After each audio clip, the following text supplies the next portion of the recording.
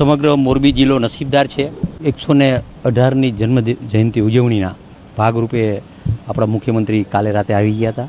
લગભગ 2 કલાક એને જ્ઞાન મેળવ્યું અને મોરબીને મારું એક આહવાન છે કે આવો લાવો કેટલાય વર્ષો પછી મેળ્યો છે. આ દીપકભાઈને સાંભળવાનો, આશીર્વાદ લેવાનો, પ્રશ્ન પૂછવાનો, જે પણ મનમાં હોય પ્રશ્ન પૂછવાનો. નોર્મલ માણસ, અહીંયા કોઈ ભેદભાવ નથી. નાનો માણસ આવે પૂછી આ કે એ માઇક છૂટું છે, જેને લઈને પૂછવું હોય તો મારી નમ્ર વિનંતી છે મોરબી, સમગ્ર મોરબી જિલ્લાને કે મારા વાલા ભાઈઓ બહેનો 1 વાર 2 વાર ટાઈમ લઈ અને અહીંયા પૂરું જ્ઞાન લ્યો એવી મારી નમ્ર વિનંતી. જય સચિદાનંદ. ડિમ્પલભાઈ મહેતા, દાદા ભગવાન ફાઉન્ડેશનમાંથી.